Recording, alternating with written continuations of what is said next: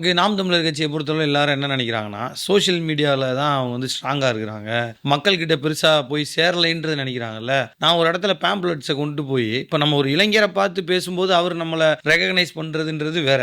கிராமங்கள்ல அதுவும் ரொம்ப ரூரல் ஏரியால உள்ள போய், கிராமத்துக்கு உள்ள போய், அங்க போய் நம்ம துண்டறிக்கை குடுக்கும்போது, அங்க இருக்கிற வயதானவர்கள் நம்மள "அது சீமான் கட்சியாப்பா?" அப்படின்னு கேட்குறாங்கல்ல. அப்ப எனக்கு பெரிய ஆச்சரியமா இருக்கும். அவ்வளோ தூரத்துக்கு ரீச் ஆயிருந்துச்சு. அந்த மாரியான தருணம். மகளிர் வந்து ஒரு 40 வயசுக்கு மேல இருக்கிறவங்க. குறிப்பா வந்து இப்ப நீங்க கிராமங்கள்ல பொறுத்தளவுல நீங்க அர்பன தாண்டி குடும்பங்கள்னாலே தமிழ்நாட்டு குடும்பங்கள்ல பொதுவா குடும்ப பொறுப்பு பெண்கள்ட்ட இருக்கும். அவங்க தான் அவங்ககிட்ட தான் இருக்கும். அதிகபட்சம் மேக்ஸிமம் அவங்ககிட்ட தான் இருக்கும். அப்படி நம்ம கிராமங்கள்ல போகும்போது இன்னும் அதிகமா இருக்கும். ஏன்னா, அவங்க தான் எல்லா பொறுப்புகளையும் இது பண்ணுவாங்க. அவங்களோட வீட்டோட பொருளாதாரம் எல்லாமே அவங்கள நம்பி தான் இருக்கும். அவங்க தான் டிபெண்ட் பண்ணி இப்போ ஒரு இடத்துல கடன் வாங்கணுமா, அடுத்த செலவு என்ன எல்லாமே தெரியும். அதே மாரி பாதிக்கப்படுறதும் அவங்க தான். தண்ணி வீட்டுக்கு இல்லைன்னா பாதிக்கப்படுவாங்க. பிள்ளைங்கள ஸ்கூலுக்கு அனுப்புறதுக்கு, கணவன் குடிச்சிட்டு டாஸ்மாக் இந்த மாரி இஷ்யூல பாதிக்கப்படுறதும் பெண்களா இருப்பாங்க. இப்ப அந்த மாரியான பெண்கள் கிட்ட நம்மளோட அந்த நம்ம அண்ணன் சொல்ற விஷயங்கள்லாம் போய் சேர்ந்துருக்கு. நாங்க சொல்றதுக்கு முன்னாடி அவங்க சொல்லுவாங்க. நீங்க மட்டும் தான் டாஸ்மாக்க மூடணும்னு சொல்றீங்க.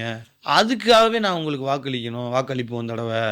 இன்னும் பல பேர் வந்து, நாங்க போன தடவ சில வாக்களிச்சோம் நீங்க ஜெயிக்க முடியல. இந்த தடவையும் நாங்க உங்களுக்கு வாக்களிப்போம். இது மாரிலாம் சொல்லும்போது, அண்ணன் சொல்லுவார்ல, நம்பிக்கைய நாங்க இழக்கல.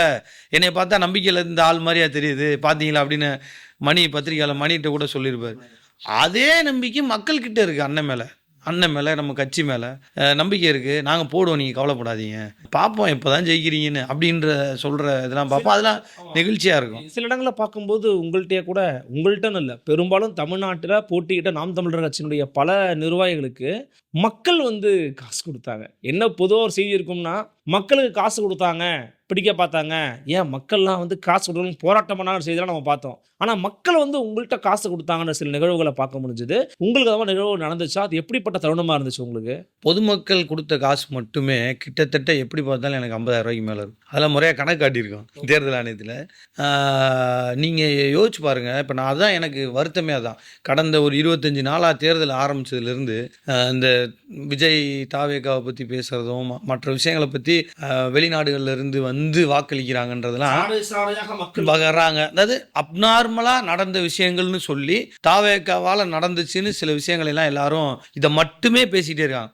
இந்த தேர்தல்ல அப்நார்மலா நடந்துச்சு. வோட் பெர்சன்டேஜ் கூடி இருக்கு. இதுக்கெல்லாம் அதனால விஜய் ஒரு ஃபேக்டரா சொல்றாங்க.